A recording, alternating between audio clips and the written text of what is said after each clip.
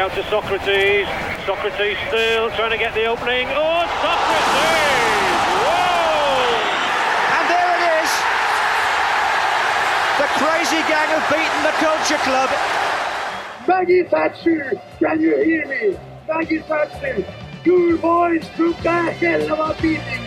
Your boys took the hell of a beating.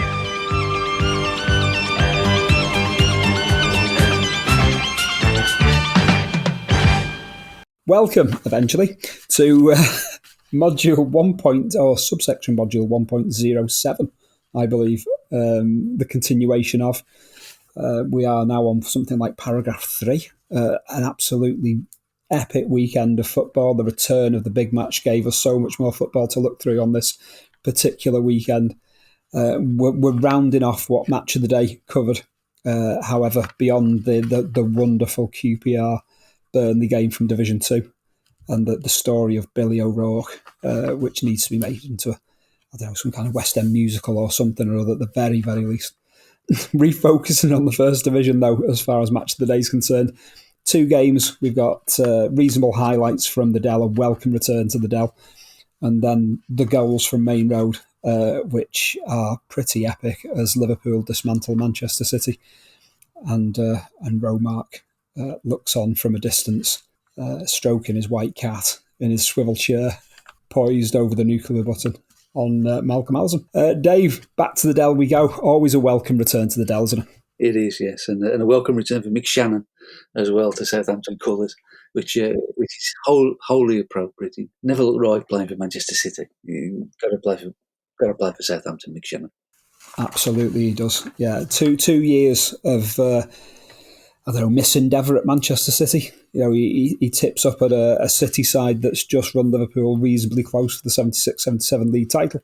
And he's meant to be the final piece in the jigsaw for Tony Buck. It's not quite to be. By the time he leaves Man City, Malcolm Allison's in charge. The cursed Malcolm Allison, we have to say there, in all things Romark. And he's hightailed himself back to the South Coast as quickly as he possibly can, Dave. You're right. He wasn't right in a Manchester City shirt. As an 80s kid, I can accept him in a Norwich City shirt winning the League Cup in 85.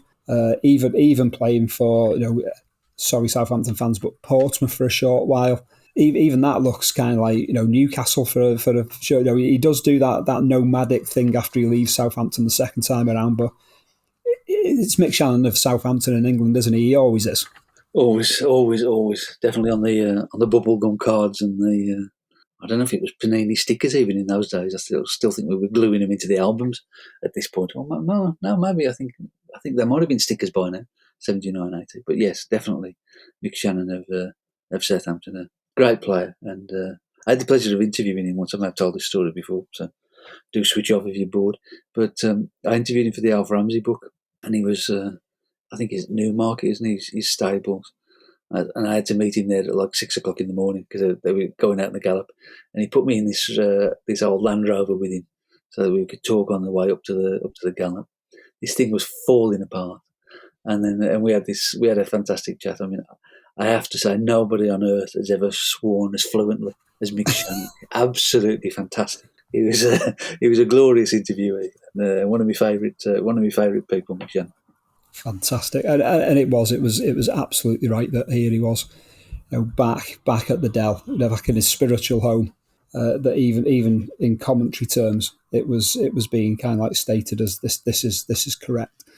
Charlie George passed fit on the morning of the game, but only via what's deemed, I think it was John Motson deems it to be injections on the morning of the game. This generation of players are just jam-packed with cortisone, aren't they, Dave? Oh, absolutely. They're riddled with it. They got holes in their ankles like woodworm. Really, I mean, of course, nobody at the time was thinking about the future, but the damage it did to the poor devils years later on when they were having knees replaced and hips replaced and God knows what else, and hardly being able to walk. I mean, it was. Thankfully, it would never happen now. I mean, I know we do in a aged way talk about how soft modern players are and all that kind of stuff, jokingly a lot of the time. But I mean, this is one thing that it's a good job it went out of the game because it was a sin really when you look back on it. It was, the struggles that so many of these players went through post football, arthritic limbs, joints and all sorts of stuff was just horrific. But yeah, an era in which do even the doctors know what the pumping into these players. Beyond that, it's pretty much a full strength Southampton side. They're looking pretty strong at this point in time. There's no doubt about that. We spoke earlier on, a couple of subsection modules back, about the strength of this Southampton side. I think by now they've also been supplemented further by the arrival of Dave Watson. That very short-lived spell that he had with Werder Bremen. Hey, we'd only just been talking about leaving Manchester City in a couple of modules earlier, a couple of paragraphs earlier, I think. Yes, that didn't. Not one of the ones where he was ever going to get a testimonial out in West Germany. He was home before the postcards, as they used to say about Scotland. He totally was. But again, a decent signing for Southampton. Without a shadow of a doubt, Chris Nicholls out injured at the minute. John Motson is musing that there is a rumbling from the grapevine that Chris Nicol, who he's thought to have come in to replace, the two will be played together. Leeds, Southampton within this as well. The fine home form. They're the highest scorers in the first division on home soil. 19 goals in all home league games so far this season. Leeds are a bit of a basket case on the road. They are without Harvey, Greenoff, Graham, all injured. Hart and Flynn are suspended. It's a makeshift midfield of Hankin and Hampton. You've got Trevor Cherry switched to right back. Hurd's dropped. Jimmy Adamson's been given a vote of confidence. It's a tumultuous week at Ellen Road.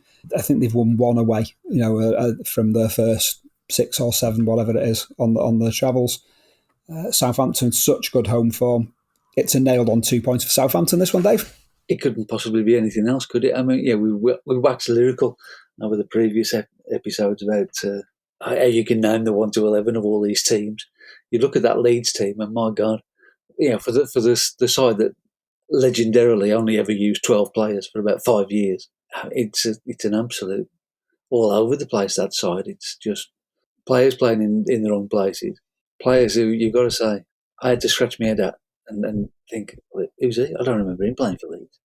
So it's a real makeshift Leeds United. Though it does have the great Eddie Gray in there. It does, and he's pretty magnificent in this game as well. Within that, it's also kind of like you've got a lot of talent on display. Yeah, that's a wildly kind of out of sync Leeds lineup. Yeah, they've still got an Alan Curtis in there. They've still got an Eddie Gray. There is some talent still at their disposal, even though they've been increasingly picked. The flesh is being picked off the bones of this side, especially by Manchester United in swooping up for Gordon McQueen and then Joe Jordan as well. And the replacements that are coming in are more or less significantly lesser players of the ones that they've lost. Replacing that Leeds team, I mean, that's a thankless task for anybody. But I mean, they are, with all due respect, a significant downgrade on even that sort of Leeds team 75, 76, 77 that wasn't, where a lot of the big names had already moved on. Yeah, it's a very unusual looking Leeds, and also as John Motton pointed out, unusual numbers for the players. Ray Hankins there playing in midfield with number 9 on his back. Very thoughtful of Leeds United, as Motson pointed out. They tried not to change the names in the programme too much. Obviously, these are the days where the programme went to print on a Thursday afternoon, and the opposition manager would furnish the opposition with these 1 to 11, and then try to keep it like that. Absolutely. Let's not upset the programme editors, Dave? That's not on. Some unfamiliar names, because so many players in this Leeds side that have completely been forgotten in my mind. A Jeff Chandler in there, Keith Parkinson. I have no recollection of Keith Parkinson at all. Wayne Entwistle, he actually hits the back of the net in this game, but I have no recollection of Wayne Entwistle at all. Yeah, there's a young John Lukic. We've still got Paul Madeley in there, Trevor Cherry, Eddie Gray as mentioned, Alan Curtis, absolutely outstanding Alan Curtis. So it's a mix and match of the Leeds of which they've been, you kind of expect them to be in the second half throughout the 1970s, but, rumbling even into the late 70s for a team that, 78, 79, they'd still reached the League Cup semi-final. They'd reached an FA Cup semi-final in 77. So even though they've been in regression, they're still thereabouts. They'd done enough to qualify for European UEFA Cup football at the end of 78, 79. But here they are, beginning to relay. But those injuries and suspensions plays a big part in this one. Without Harvey, Greenough, Graham, Hart and Flynn, that's a tough 5 to lose there for your starting lineup. Yeah, particularly as you kind of build in the new Leeds United. I mean, those 5 walk into the first team, didn't they? So to be losing them in bad form, just got beaten up in Europe, going to Southampton and scoring all these goals. It doesn't bode well. Does not bode well. It does not bode well at all. Southampton have got Alan Ball back, as well as the return of Mick Channon. Alan Ball has finally returned from the NASL, just as it was for Trevor Francis for Nottingham Forest on the same weekend. So the NASL draft picks have all returned to First Division action, Dave. Of course, some further down the divisions as well. Those great NASL players who were the backing dancers to the Pelés and the Chinaglias and etc. The Pelés and the Cruyffs and all of those. For every Cruyff that you had to have, there were those three or four that were beamed down to the surface of the planet from the Starship Enterprise that you knew just were never going to make it back at all. There's a series to be had about the NASL, I think. I mean, it was such a wildly bizarre concoction back then. And as you said, the impact it had on our football as well, And can you imagine nowadays somebody as significant as Trevor Francis, just bought for £1 million, coming back 6 weeks into the start of the season, missing a couple of European ties as a result? My God. Absolutely. And not just that, an oversight with Nottingham Forest and the fact that Francis wasn't even available for European Cup action in these early exchanges of the season, or still formative exchanges of the season. Absolutely wild. The game itself, Southampton take it to Leeds very much in the early exchanges. Leeds are struggling with crosses from especially on the right-hand side. Trevor Hebbard's getting up on that right-hand side with a regular dash of speed and accuracy across, which is quite spectacular. Charlie George with some penetrating balls from deeper lying midfield row. This is quite expansive and some good football play by Southampton in the first half of this game. They look a really good side, don't they? All Phil Boyer up front, scoring loads of goals as well. If only they could add a Kevin Keegan to this side as well. What a situation that would be, eh? But no, I mean, they do look a really good team. Charlie George, as you say, he's kind of running the show from deep, and then you got Alan Ball, the effervescent Alan Ball, I think we're required to call him in this particular context. He's making up for lost time by running all over the place. He is. He plays in this game with an absolutely satisfying sense of disdain as well, doesn't he? Every time that the camera kind of closes in on him, he looks like he's seething at something or other. There is a bit in the second half where the linesman, I think, gives a free kick, and he's obviously not happy with it, and he's absolutely livid, raging with this linesman for about 20 seconds before the referee eventually persuades him to go on. And even as he's walking away, he's still giving the linesman a load of stick. He's absolutely furious. And I suppose you kind of think of Alan Ball at this point, 1979, as pretty ancient, but he's not really. He's only 32 at this point, I would imagine. He's not a complete geriatric, and he's got more energy than the rest of the team put together, I think. Yeah, and that's the intriguing thing for these players for me. I mean, for me, Alan Ball's a Southampton player as I switch onto football. It's the same with Martin Peters at Norwich. The World Cup winners, and they've done so much with other clubs. The most high-profile club footballers played elsewhere. Yet somewhere in my head, when someone says the name Martin Peters, it's in a yellow Norwich shirt that he automatically springs to mind. Same with Alan Ball. It's that wonderful red and white striped Southampton. I mean, there's some great Southampton strips around that time. And I even love the polarising kind of like Patrick one with the big thick stripe down the middle and stuff like that. There's just something aesthetically pleasing, both in the style of play and how they look. And then you throw in that wondrous shoebox of a ground of the Dell. It's just great watching them. And the football in the first half here is just magical from the... Shannon should get a goal early on. Hebberg cross, and it's a great save from Lukic.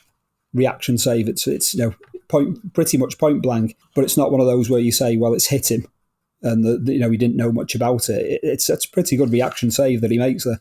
No, it is. It's a really good save, and Channon wheels away, and there'll have been an expletive or two for that one, I'm fairly sure. But I mean, just going back to what you were saying about Southampton and the way they put that team together and the way that they played, I suppose it was kind of a little bit the Tony Waddington blueprint at Stoke in the early 70s. Because, I mean, he always used to find players like George Easton, Peter Dobing, guys like that who were coming towards the end but had still got 2 or 3 good years in them. And could play some decent football. And Stoke, I mean, they were in the title race, weren't they? At 1.74, 75. 70, 73, 74, yeah. So 74, 75, yeah. Yep. So, I mean, they were... And Lolly McMenemy's kind of picked up the same blueprint there. And, I mean, to be fair, it's easy. I would say it was easy to attract people to go and live in Southampton than it was to attract them to live in Stoke. So probably, Alan Ball a few years on the coast there. Very nice way to end your career rather than the Victoria ground. But I mean, he's built a really good side here, which is obviously going to get better. But they are, for half an hour, they're absolutely all over Leeds in this one, and it's another one of those where you think, yeah, there should be 3 or 4 goals to the good here, and they're not, and you know what's coming. You do know what's coming. I mean, Southampton, the goal does come, and it's kind of like Leeds haven't heeded the warning of that Hebberg cross and Channon, his header that's saved by Lukic. It's virtually an identikit move that leads to Southampton going ahead. It's Boyer who gets the goal. 1-0, deserved lead. And as you say, chance after chance after chance. Great football being played. Leeds massively on the back foot, really kind of like up against it. What do they go and do against the run play? The aforementioned Wayne Entwistle that neither of us could actually remember chips in with this well-taken finish past Terry Geno. At this point, everything I'm seeing of Terry Geno for Southampton revolves around him conceding a goal that he has very little he can do about. You don't see many saves from him in any of the games that we've seen so far. He's not being given the opportunity to prove himself. And there's the looming figure of Ivan Katalinic, who flirted with West Brom, on the horizon. I feel a little bit of Terry Gano in this respect. Yeah, he doesn't do anything wrong, does he? But the ball's in the back of the net. We must mention the precise passing to Entwistle's run from Jeff Chandler, who was similarly... Absolutely. Another anonymous figure. So yeah, this combination between the two, these two kind of like players who have beamed down to the face of the planet from the Starship Enterprise and not made it back, have actually been the heroes of the stories and the heroes of the first half for Leeds United. Turned the tide in the game because, as I said, could easily have been runaway lead for Southampton at that point. And Phil Boyer, when he scores his goal, he's 13th of the season, which by this stage, I mean, that's going some. I mean, we're not quite November yet. We're right at the very end of October. That's a cracking return for an era in which a lot of people will state, well, there wasn't many goals because it wasn't 3 points for a win, and a point was precious, far more precious, etc. This totally flies in the face of all that. Southampton's goals at home, Boyer in particular. No, you're absolutely right, and of course it's also an era when the season probably started a couple of weeks later than it does now. I mean, I think the big kickoff was always around about the 20th of August, wasn't it? As opposed to now where you're virtually in July, when I think you are in July, actually, when the Scottish League starts a lot of the time. So he's really shifting Phil Boyer there. But this goal from Entwistle, it changes the course of the game, changes the course of the afternoon, and I think that's what sort of sets light to the incandescent fury of Alan Ball, because he can see the points slipping away. Yeah, there's a couple of turning points in this one, and Leeds are kind of on top after the equaliser up to the half-time break. There's very much a negative reaction from Southampton. They've been on top, they've scored a goal, suddenly they've equalised, and there's a bit of kind of like curling up into a fetal position for a short while to get to the half-time break. But after the interval, Southampton are out. Back positive again. Lawrie McMenemy clearly with words of inspiration at half-time. Boyer hits the post. Ball is fantastic in the build-up to the woodwork being struck. And after that, that's where kind of like Southampton start to... They kind of play within themselves after that. It's like they've had this equaliser. That's been a blow. They've not gone back ahead when they could have done. That's been a bit of a blow. and they start to kind of like maybe think, well, maybe a point. They're a little bit more tentative, which allows Leeds into the game. Yeah, it peters out really for Southampton a bit, doesn't it? I mean, as you say, that move where Boy hits the post, Alan Ball turns up about half a dozen times, all over the pitch. I mean, the energy and the stamina he's got is extraordinary. But now you can feel that it's Southampton are starting to think, okay, well, we're not going to win this one. It might not be the end of the world. We'll hold on to what we've got. And if they don't quite manage to hold on to what they've got, Alan Curtis, who we've spoken about before, I think we must call it a mazy run. I think that's the trademark description from halfway. I mean, he's genuinely turning the defenders inside out, virtually from the halfway line, gets to the edge of the box, and arrows this shot into the bottom corner. 2-1 Leeds. Classic Leeds United away performance from not exactly a classic Leeds United team. Yeah, not great away form, but a very audible Leeds section as well, a travelling section, a fair old trip to be done for this game. And this is without the Newbury bypass having been built at this point of time. With Swampy's still yet to put himself into trees and hold up progression of that. So that's not the trip down to Hampshire that it will eventually far easier to do now than it was in 1979. Yeah, wonderful goal from Alan Curtis. Like you say, mazy run, does turn the defenders inside out. Not one of them manages to get a challenge in because it's the way that he plays off the back of the defenders there. We can't even turn around and say, well, none of the defenders got a challenge in. But Curtis was clever enough to turn the defenders. So the defenders ended up having the backs to them. So he just kept on turning whichever way was uncomfortable for the Southampton defences. And then there's poor Terry Geno again, beaten by a goal that he can do very little about, and he's going to pay for this before too long. Although he will go on and serve Blackburn Rovers exceptionally well as well. So it's not all bad news for Terry Geno. But yeah, wonderful goal, 10 minutes from the end, and this is it just unravels further for Southampton. It's the end of the scoring. But there's just very little in the way. But and kind of symptomatic of that, Boyer, after everything we'd said about him, his bullet header of a goal struck the post. The goals that he's scored so far this season, he shanks one right near the end. It's spectacularly wide, from a decent position, but he's turning with his back to goal. He clearly snatches at it, but there's the golden opportunity to get what would have been, at the least what Southampton deserved from this game. It's when it's not your day, it's not your day. It was going to be one of those for Southampton all the way through this one. Really, it would have been a missed opportunity. Laurie McMenamin would have been in rueful mode over his post-match half a lager. Absolutely is, absolutely. From Leeds' perspective, though, there's a ram raiding element to this, hit and run, call it what you want. They've mugged Southampton off 2 points without a shadow of a doubt.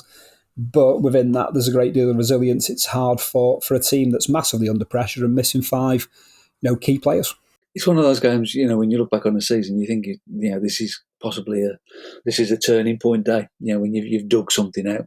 And those are always kind of your favourite results, really. I think not necessarily when you're on an unbeaten run or you're winning most weeks or whatever, but when you're under the cosh, not playing particularly well. You've had half your players ruled out with injury and suspension. You go on the other end of the country. Everything looks like it's going to be a miserable Saturday, and you somehow have dug out a win. Those are the ones that can turn your season, and that sort of moves Leeds on a little bit then from that point onwards. Yeah, it is. It's a really satisfying type of result. You can't help but feel for Southampton. There's a neutral watching this. You can't help feel but for Southampton in it, but at the same time, there's a lot of admiration for how Leeds eke this result out. BBC showed one more game, Dave, match of the day. Romark corner. Manchester City, a massive, I don't know, a mission of misadventure, we could call this one. Romark's clearly put bewitched some kind of spell on the Manchester City defence and the penalty area. The acres of space in which Liverpool are afforded to score 4 goals in this game beggars belief. If any Manchester City fan at this moment is thinking that things are bad and the world's against them and Pep's lost it, I advise you to go and dig out this game on YouTube and see what it used to be like. I mean, my God, we thought Burnley were inept against QPR. Yeah. But Manchester City, I mean, this is another level. This is Olympic class. It really, really, really is. I mean, we're 4-0. Ray Kennedy manages to put the simplest of headers in acres of space, wide of the far post. It was harder to do what he did than actually put it on target, even if it's just like planting the ball straight into the arms of Joe Corrigan. He does make up for that later by scoring the fourth, again in acres of space. There's a couple of goals for Kenny Dalglish. David Johnson starts the scoring. Every goal, Dave, is just epically gifted. I mean, there's gifts of goals in games, one, maybe two, but to gift 4 on home soil away quite as emphatically as they did in this takes some doing. Genuinely, I'm struggling to think of a worse defensive performance when the teams are, in the same division. So on a similar par. It's not like, you're playing somebody from the 8th tier of the pyramid or something. Fair enough. This is Manchester City against Liverpool. I mean, the first one, Paul Futcher miscontrols it, falls over, and David Johnson gets to hammer it into the net. To be fair to City, they do have one chance. Michael Robinson runs away and absolutely smears a shot across Ray Clemens, hits the inside of the post and comes back out. And then that's it. I mean, the second goal, I can only assume that they think it's offside and they've just decided to stop playing. Except Kenny Dalglish hasn't. So he scores. Then the third goal, there's a free kick. Ray Kennedy knocks it. And there's Kenny Dalglish, one of the, if not the, preeminent striker in the first division. A fellow you would think, well, we've got to keep an eye on this bloke. Then he must have a circle of around 6 yards around him where there is nobody. And, there's only going to be one answer to that. And then they managed to do it again. David Johnson heads it down and Ray Kennedy scores. I mean, it is calamitous defending on a scale you wouldn't believe. And, here's Mark Allison, supposedly one of the greatest coaches of the modern era. It clearly hasn't done any defensive coaching because this is horrendous. Absolutely horrendous. One of the reputed brightest coaching minds in football, English football in history. So, he's with Joe Mercer, nothing could go wrong in the late 60s into the early 70s. What was it about Malcolm Allison, without Joe Mercer that made him such a, I don't know. I mean, there's a couple of spots. He takes Crystal Palace into the FA Cup semi-final via having taken them into the third division. And there's some other intriguing calamities as well. Malcolm Allison, the forthright television talking head on ITV's various World Cup panels, the Malcolm Allison, of being Joe Mercer's right-hand man, can't do a thing wrong. Malcolm Allison, the manager in his own right, can't do a thing wrong. How do we bridge this division of that's track record, Dave? It's extraordinary, isn't it? I mean, you can only think, and particularly with the Joe Mercer thing, I think he had somebody who would curb his more outlandish ideas. That can be the only sort of conclusion. But on his own, with nobody to stop him, clearly he had got a fantastic imagination when it came to coaching and ideas and theories and whatnot. But a lot of them were just that. They were theories that don't translate to the pitch. I remember when I was doing my Danny Blanchflower book, and Blanchflower was the manager at Chelsea, and he was another one who had all these fantastic theories and ideas.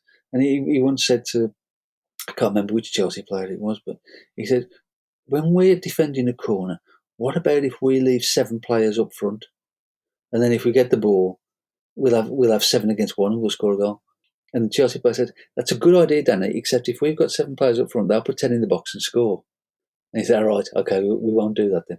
And that's kind of, I think, what happened with Malcolm Allison. I think he had all these fantastic theories and ideas, and wouldn't it be amazing if you tried that? And well, yeah, it might be, but a lot of these things don't work. And you come up against somebody who knows what they're doing and is organised, and it falls apart. I can only assume he hadn't got somebody to curb his enthusiasm, for want of a better word. I mean, somebody who just said, that's a nice idea in theory, Mel, but hang on. And he was never one short of confidence in his own ability, was he? No, absolutely not. Consummate showman, very confident, but yeah, misguided in the extreme when he got And it wrong. of course, he hadn't had Romark cursing him until later on. Absolutely, and in Romark news, we have found some intriguing footage of a TV show he was doing in America that will go out on social channels without a shadow of a doubt. Do look out for that. Yeah, Romark as well. You need to kind of. We'll put out some reading material. Must. It's must. You must click on that link and go read about his incredible. I mean, we'll come to it when Man City go to Crystal Palace and that car. Interesting car journey through Ilford, shall we say? We'll save that for the Crystal Palace Manchester City subsection module. But do beware, there's more Romark to come. Intriguingly, Des Lynam was the commentator for this game, Dave. He does commentate a little bit on the 1982 World Cup, not live games, but the here are the goals from the Santiago Bernabeu or all that type of thing. Here are the goals from Cadiz, or one of the backwaters.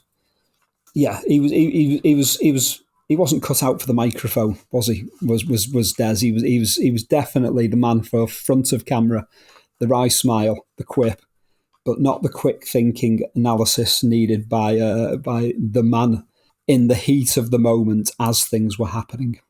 It's very disconcerting, actually, listening to it. When it came on, and I didn't know who the commentator was initially, and I'm trying to think, well, that's not quite John Motson, and that's not quite Barry Davies. Who the hell?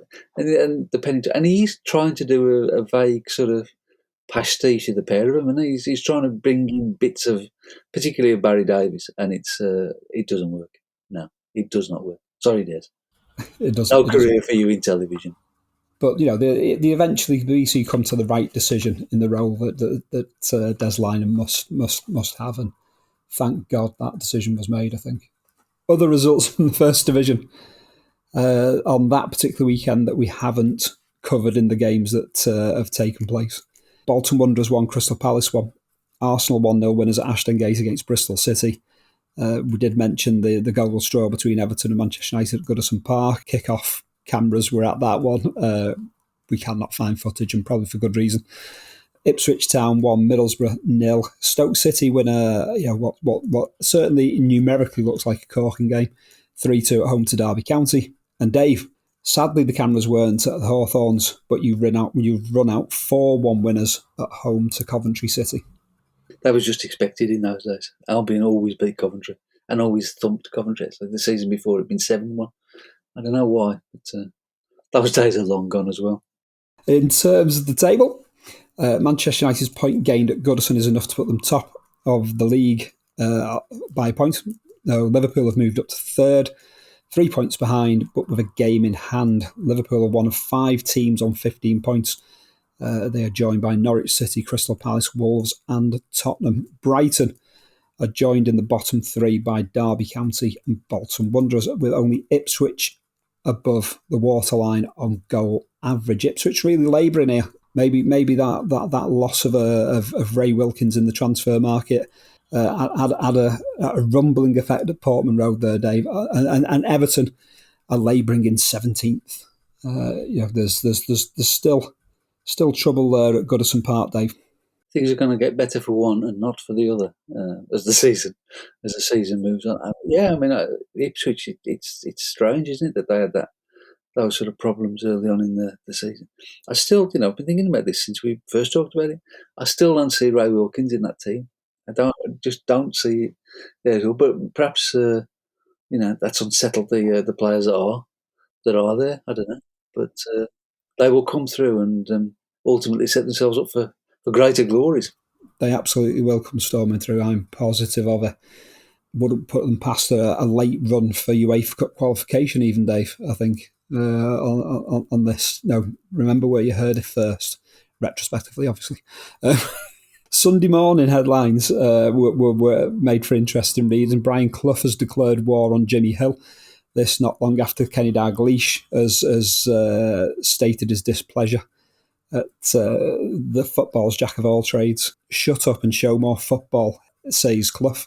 Hill hits back, challenging Clough to a head-to-head TV debate or confrontation, as the Sunday Mirror declares it to be.